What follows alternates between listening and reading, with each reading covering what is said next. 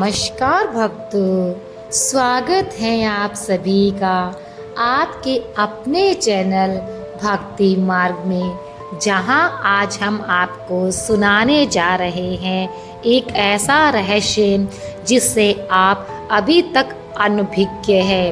वह रहस्य है तुलसी पर जल क्यों चढ़ाया जाता है, क्यों तुलसी के पास दीपक जलाया जाता है। तो चलिए फिर जानते हैं इस रहस्यमयी कथा को। एक दिन सत्यभामा भगवान श्री कृष्ण से पूछने लगी, रुक्मणी हर रोज तुलसी को जल क्यों चढ़ाती है, तुलसी के पास दीपक क्यों जलाती है, इसके पीछे क्या कारण है। देवी सत्यभामा, बहुत अच्छा सवाल पूछा है आपने। सभी पेड़ों और तुलसी में श्रेष्ठ अधिक मानी जाती है। तुलसी मुझे सबसे अधिक प्रिय है। अब तुम्हें मैं एक कथा सुनाती हूँ कि तुम तुलसी पर जल चढ़ाने और तुलसी के पास दीपक जलाने का क्या महत्व है। जो भी स्त्री इस कथा को ध्यान से सुनती है वह हमेशा सौभाग्यशाली रहती है। उसके घर में सुख समृद्धि आती है और गरीबी दूर हो जाती है। एक समय की बात है, एक गोपाल नाम का वैश्य था जिसके पास धन संपत्ति सब कुछ था, लेकिन एक चीज की कमी थी और वह थी संतान ना होने की कमी। संतान ना होने से वैश्य और उसकी पत्नी हमेशा उदास रहते। हमारे पास धन संपत्ति किसी चीज की कमी नहीं है, पर मन को सुकून तभी मिलेगा जब हमारी भी कोई संतान होगी। हाँ, हम कितनी भी दौलत जमा कर ले, लेकिन संतान के बिना हमारा जीवन अधूरा है। मैंने सारे उपाय किए, दान पुण्य किया, विद्या को बुलाया, पर कोई परिणाम ना मिला। मैं समझ नहीं पा रहा क्या आखिर कारण है, क्या है। एक दिन वह वैश्य वशिष्ठ मुनि के आश्रम गया। वहाँ उन्होंने ऋषि वशिष्ठ जी से याचना की कि हे मुनिवर, मैं बहुत दुखी हूँ, मेरी कोई संतान नहीं है, कृपया मुझे बताएं ऐसा कौन सा कारण है जिसके लिए मैं निसंतान हूँ। तब हे गोपाल, मैं अपनी दिव्य दृष्टि से तुम्हारे पिछले जन्म के कर्मों को देखता हूँ। मुनि वशिष्ठ ने अपनी दिव्य दृष्टि से वैश्य के पिछले जन्म के दृश्य को देखा। पिछले जन्म में तुम एक धनी वैश्य थे। एक दिन एक भूखी प्यासी गाय तुम्हारे द्वार पर आई थी। तुमने ना उसे रोटी खिलाई, ना चारा दिया और ना ही उसे पानी पिलाया। इसके विपरीत तुमने निर्दयता से उस गाय को अपमानित किया और उसे अपने घर से भगा दिया। उस गाय ने अभी अभी एक बछड़े को जन्म दिया था और भूख से व्याकुल होने के कारण वही मूर्छित होकर गिर पड़ी। अपने बछड़े को दूध नहीं पिला सकी। इसी क्रूरता के कारण गाय ने तुम्हें श्राप दे दिया। उस श्राप ने मुझे श्राप दिया। इसका मतलब है कि इस जीवन में संतान न होने का तुम्हारी वर्तमान स्थिति इसी श्राप के कारण हुई है। वैश्य गोपाल बहुत दुखी हुआ, अपनी गलती पर पछताने लगा। हे मुनिवर, इस पाप से कैसे मुक्ति पा सकता हूँ? क्या कोई उपाय है? तुम्हें पुत्र यज्ञ करना होगा। यज्ञ संपन्न करने के बाद ब्राह्मणों को गायों को दान करने से तुम्हें संतान की प्राप्ति होगी और पाप से मुक्ति भी मिलेगी। मुनिवर, आपका धन्यवाद। मैं शीघ्रता से पुत्र यज्ञ करूँगा और इस पाप से मुक्ति पाऊँगा। गोपाल घर लौटा और सब कुछ विस्तार से सुनाया। अब हमें संतान की प्राप्ति होगी। हाँ, वशिष्ठ जी ने बताया है कि यज्ञ के फलस्वरूप हमें संतान प्राप्ति होगी, लेकिन एक शर्त थी, हमारा पुत्र केवल 18 वर्षों तक जीवित रहेगा। 18 वर्ष ये कितनी छोटी आयु है।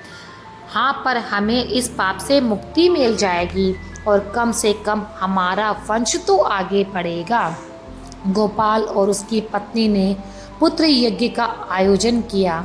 उन्होंने कई ऋषियों, मुनियों और ब्राह्मणों को आमंत्रित किया और विधि पूर्वक यज्ञ संपन्न किया। तभी अग्निदेव प्रकट हुए। हे अग्निदेव, मेरे पुत्र यज्ञ को सफल करो, मुझे संतान का वरदान दे। हे गोपाल, तुम्हारा यज्ञ सफल हुआ है, तुम्हें संतान प्राप्त होगी, परंतु ध्यान रहे वे केवल 18 वर्ष तक ही जीवित रहेगी। धन्यवाद अग्निदेव, वे वचन देता हूँ कि अपने पुत्र की देखभाल पूरी श्रद्धा के साथ करूँगा। यज्ञ समाप्त हुआ और गोपाल को संतान का वरदान मिला। कुछ समय बाद उसकी पत्नी ने एक सुंदर तेजस्वी पुत्र को जन्म दिया।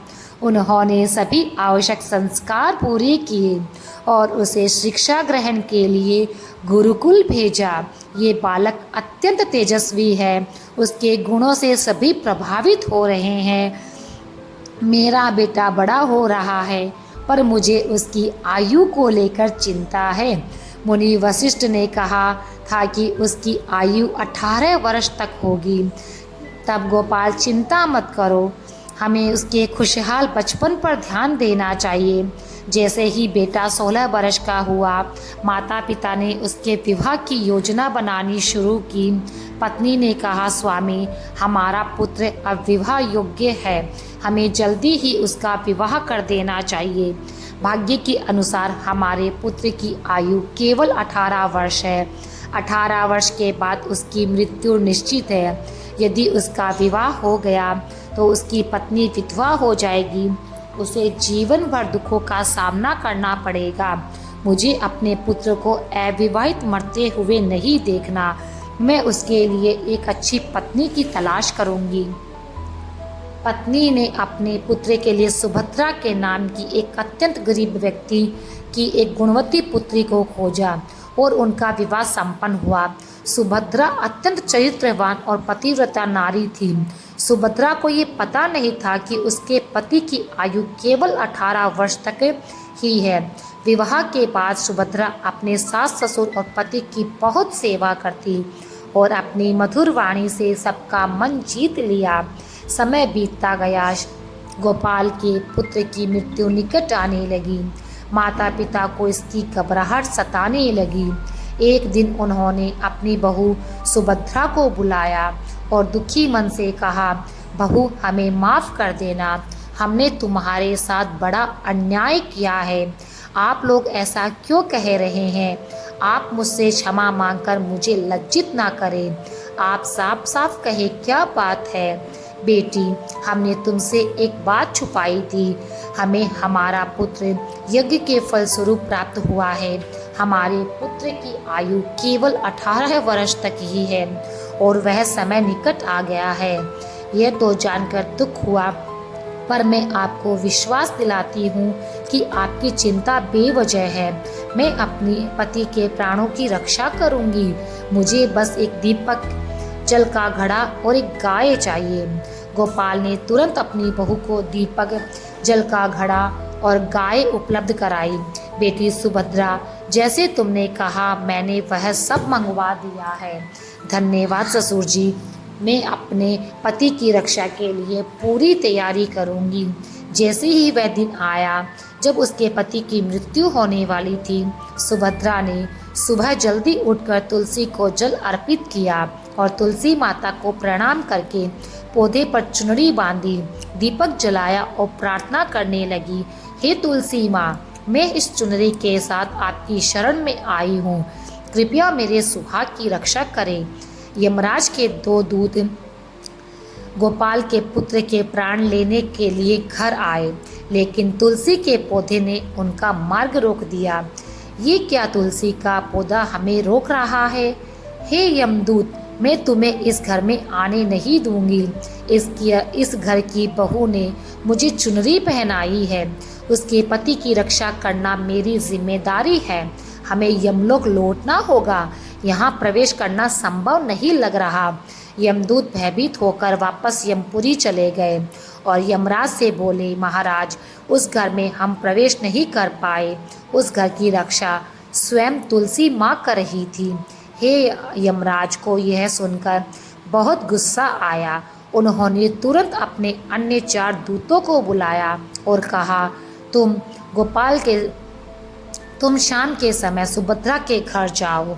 जब तुलसी का पौधा सो रहा होगा तब उसके पति के प्राण लेकर आओ। शाम के समय यमराज के 4 दूत सुभद्रा के घर की ओर निकल पड़े। उधर सुभद्रा को यम के दूतों के आने की आशंका थी। उसने तुलसी के पास एक दीपक जलाया और प्रार्थना की कि दीपक, तुम मेरे पति के प्राणों की रक्षा करो। यमराज के यह दूत मेरे पति के प्राण लेने के लिए आ रहे हैं। कृपया मेरे पति की रक्षा करो। जैसे जैसे शाम हुई, तुलसी का पौधा सो गया। यमराज के 4 दूत सुभद्रा के घर के सामने पहुंच गए। उन्होंने तय किया था कि वे सुभद्रा के पति के प्राण लेकर ही यमलोक लौटेंगे। जैसे ही यमदूत सुभद्रा के घर में घुसने लगे कि तुलसी के पौधे के पास जले हुए दीपक ने उनका रास्ता रोक दिया। हे यमदूत, इस घर की स्त्री ने मुझे प्रज्वलित किया है और मुझसे अपने पति के प्राणों की रक्षा की प्रार्थना की है। तुम इस घर में नहीं आ सकते। उसके पति की रक्षा मैं कर रहा हूँ। हमें यमराज ने उसके प्राण लेने के लिए भेजा है। तुम आज उसके पति के प्राण नहीं ले जा सकते। अगर आगे बढ़े तो मैं अपनी अग्नि से तुम्हें जलाकर भस्म कर दूंगा। दीपक के ऐसा कहने पर यमदूत डर गए। इसके बाद सुभद्रा ने जल के लोटे को दीपक के पास रखा और बोली, हे जल देवता, मेरी मदद करो। यमराज के दूत हमारे घर के आने से रोको और मेरे पति के प्राणों की रक्षा करो। जैसे ही यमदूत फिर से सुभद्रा के घर में आने लगे, जल ने कहा, इस घर की रक्षा की जिम्मेदारी मेरी है। अगर तुमने इस घर में आने की कोशिश भी की तो सोच लेना, मैं तुम्हारे नरक की आग को अपने जल से बुझा दूंगा। फिर तुम्हारा नरक डगमगाएगा। यमदूतों ने जल के लोटे की चेतावनी सुनकर भयभीत होकर वापस लौटने का निर्णय कर लिया। लौटकर यमदूतों ने यमराज को सारी बात कही कि किस तरह अग्नि और जल ने उनका मार्ग रोक रखा है। ये सुनकर यमराज को गुस्सा आ गया। उन्होंने फिर से 8 अन्य बलिष्ठ यमदूतों को कहा, तुम सब जाओ और जैसे भी हो सुभद्रा के पति को लेकर आओ। इस बार सुभद्रा अपने घर के सामने गाय को बांध दिया और गाय माता से प्रार्थना करके बोली, हे गाय माता, यमदूत मेरे पति के प्राण हरने आएंगे। मैं आपकी शरण में आई हूँ। जैसे भी हो मेरे सुहाग की रक्षा करो। गो माता सुभद्रा, तुम बेफिक्र रहो। मेरे रहते यमदूत इस घर में प्रवेश नहीं कर सकते। तुम्हारे सुहाग की रक्षा मैं ज़रूर करूँगी। जब 8 यमदूत आए तो गाय ने उनका रास्ता रोक दिया और बोली, मेरे रहते तुम लोग इस घर में प्रवेश नहीं कर सकते। अगर कोशिश भी की तो मैं तुम्हें श्राप दे दूंगी। देखो, तुम जिद मत करो। यमराज ने जैसे ही सुभद्रा के पति के प्राण लेने का आदेश दिया है, हम अपना काम करके ही जाएंगे। ऐसा करने से पहले तुम्हें मेरे प्राण लेने होंगे। अगर तुमने ऐसा किया तो तुम 8 यमदूतों का पर गो हत्या का पाप लग जाएगा। जानते हो ना, इस महापाप का कोई प्रायश्चित है ही नहीं। गाय की बात सुनकर 8 यमदूत पूरी तरह से घबरा गए। उन्हें अच्छे से मालूम था कि गाय के श्राप से मुक्ति नहीं होती और कोई भी गाय को मारकर गो हत्या का पाप अपने सिर पर लेने को तैयार नहीं था। हमें यमलोक लौटना होगा। इस गाय के रहते हम इस घर में प्रवेश नहीं कर पाएंगे। 8 यमदूत डर कर यमलोक पहुँचे और यमराज को बताया, आज उसके पति के मृत्यु का दिन है। अब मुझे ही कुछ करना पड़ेगा। यमराज अपने भैंस पर सवार होकर सुभद्रा के घर के पास पहुंच गए। यमराज को अपने द्वार पर खड़ा देखकर सुभद्रा डर गई और यमराज को प्रणाम कर कर उनकी स्तुति गाने लगी। हे धर्मराज, आप ही प्राणियों के पाप और पुण्य का लेखा रखते हैं। आप न्याय के देवता धर्मराज और मैं धर्म का पालन करने वाली एक पतिव्रता नारी हूँ। कृपया मेरे पति के प्राणों की रक्षा करें। धर्मराज, मेरा आपको शत शत बार प्रणाम। सुभद्रा की स्तुति बार बार सुनकर यमराज बहुत प्रसन्न हुए और अचानक से उनके मुंह से निकला, सदा सुहागन रहो। फिर यमराज सुभद्रा के पति के प्राण लेने के लिए जाने लगे। तब सुभद्रा ने यमराज को फिर से प्रणाम करते हुए कहा, हे यमराज, आपने अभी मुझे अपने मुख से सदा सुहागन रहने का आशीर्वाद दिया है, फिर आप मेरे पति के प्राण कैसे ले सकते हैं? ऐसा करने से तो आपका वचन ही मिथ्या साबित हो जाएगा। ये सुनकर यमराज रुक गए और बोले, हे सुभद्रा, तूने आज मृत्यु को भी पराजित कर दिया। मैं तुम्हें वर देता हूँ, तुम्हारे पति अब 100 वर्षों तक जीवित रहेंगे। तुम्हारी श्रद्धा और पतिव्रत धर्म ने मुझे प्रसन्न किया है।